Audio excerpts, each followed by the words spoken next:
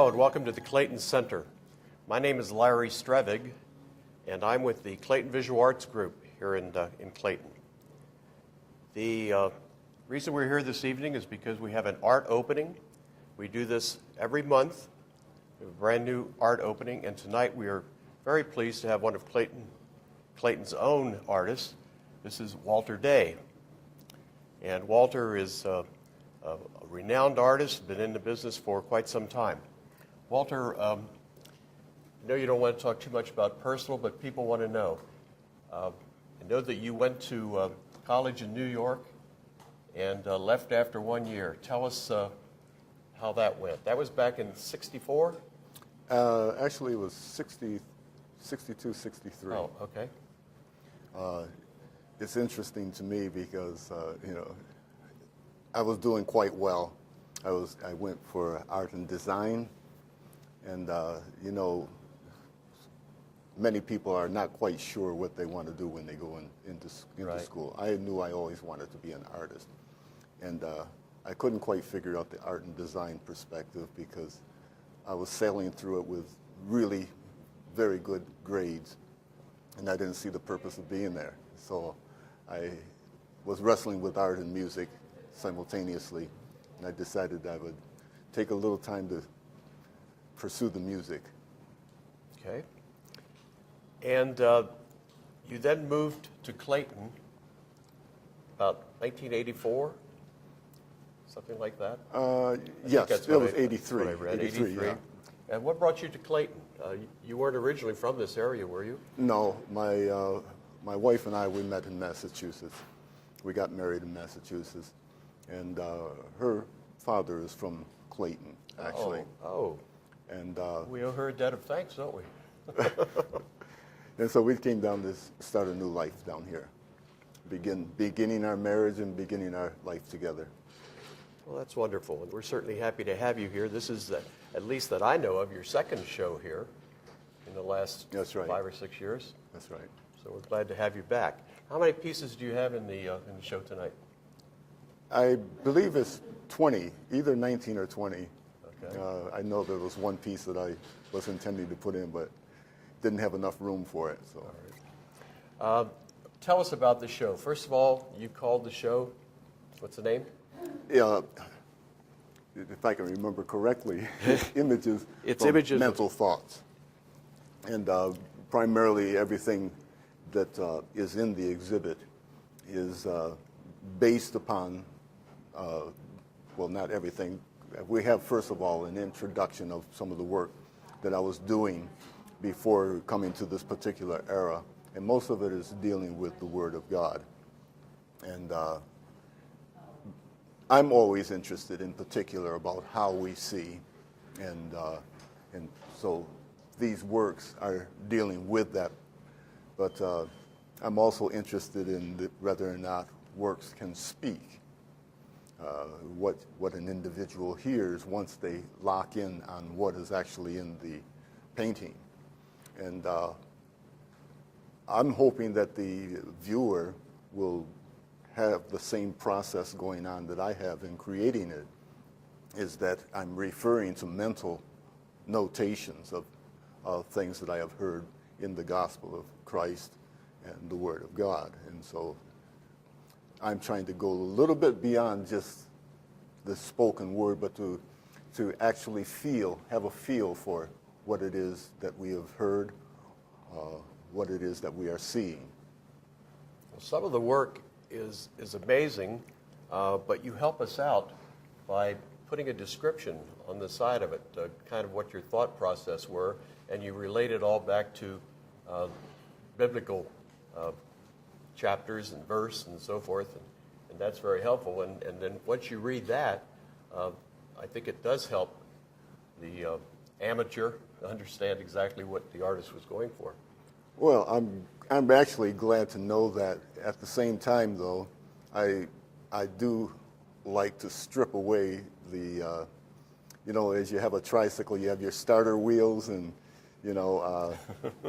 or handrails. I like to take those things away to help the individual to think rather than to be told. And there are many elements in these pieces. I'm hoping that they'll begin to see color, even when they're seen in some of these just black and white. But everything is not explained in word, and neither do they need to have it explained in word once they discover what the images are. Well, now, I noticed all the work is oil. That's right. Have you worked in oil all your life? All my life, yes. You have? Okay. I've gone into pen and ink,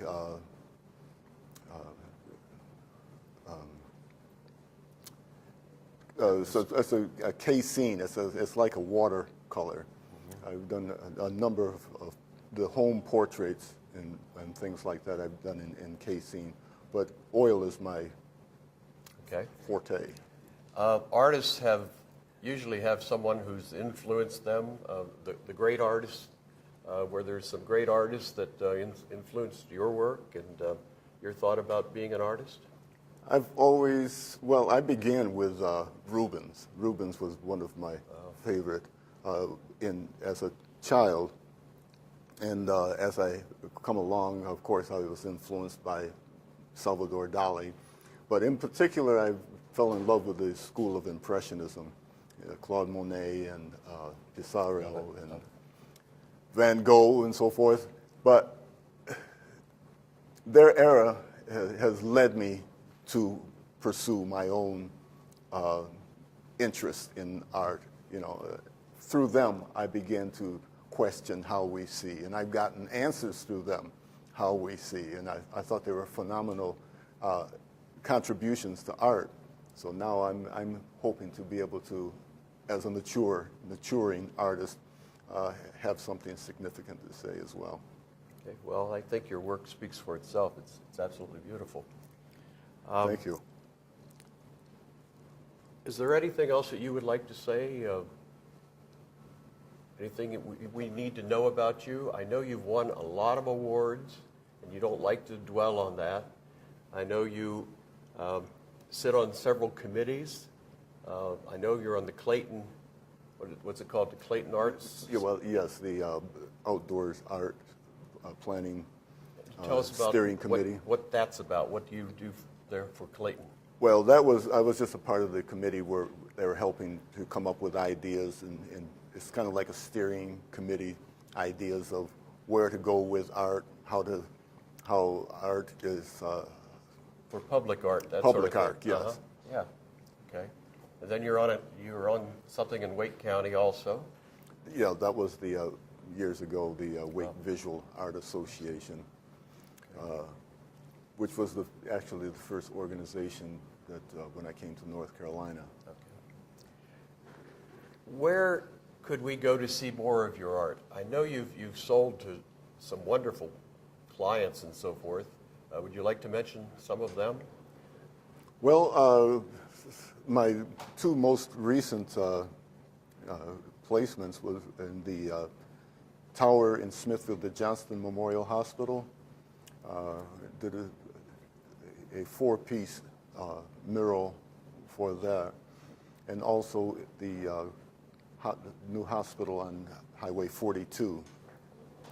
It's an installation of triptych and a large piece in the very large piece. If you get out to either one of those hospitals, look up the art done by Walter. It's spectacular, especially the one here in Clayton. I think it's really large.